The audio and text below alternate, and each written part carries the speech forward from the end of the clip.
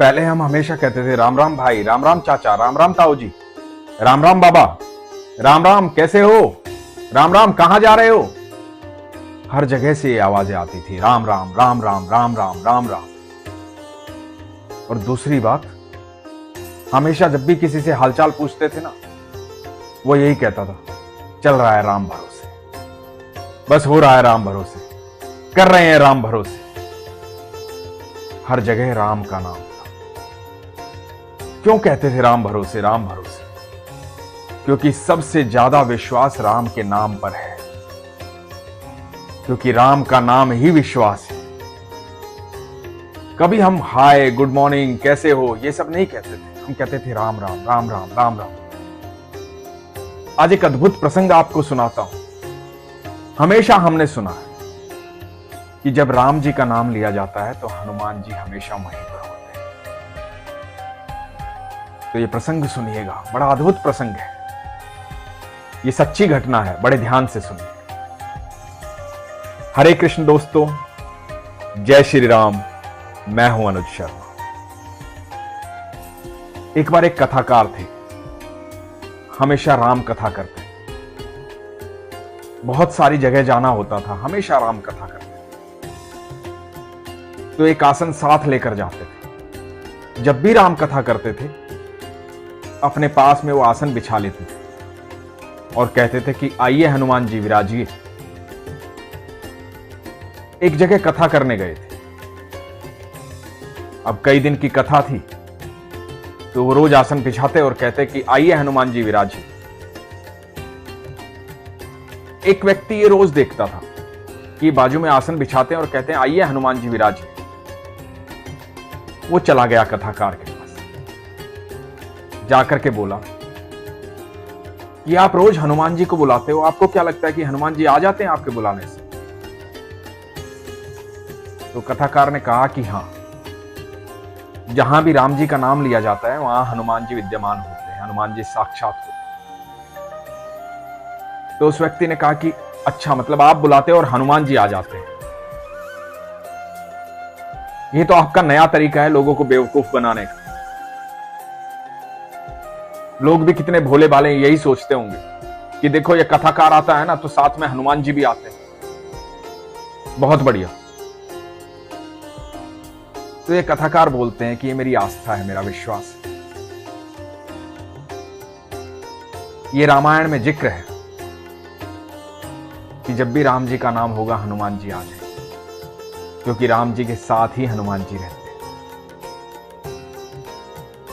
तो ये मेरी आस्था है, मुझे पता है हनुमान जी आते हैं। तो उस व्यक्ति ने कहा कि अच्छा,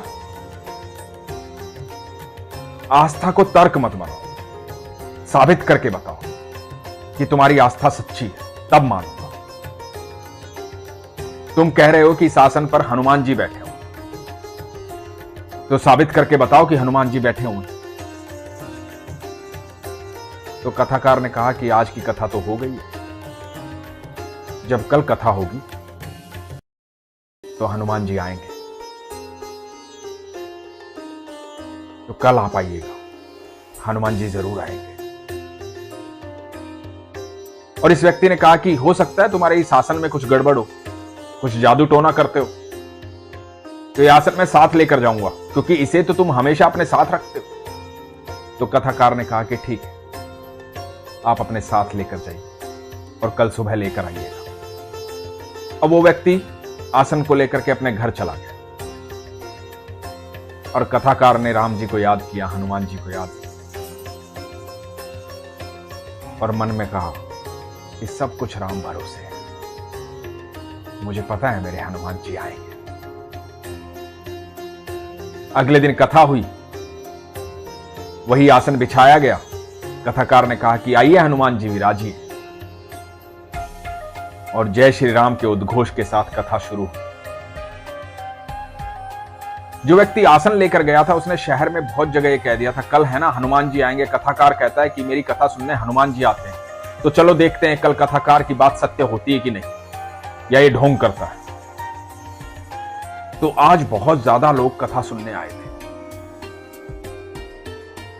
आसन बिछा दिया गया था, हनुमान जी को निमंत्रण दे दिया गया। तो कथा के मध्य में उस व्यक्ति ने कहा कि आ गए आपके हनुमान जी, आज तो आपने कहा था साबित करके दिखाओगे, तो दिखाओ साबित करके, आ गए हनुमान जी। तो कथाकार ने बड़े विश्वास से कहा कि हां,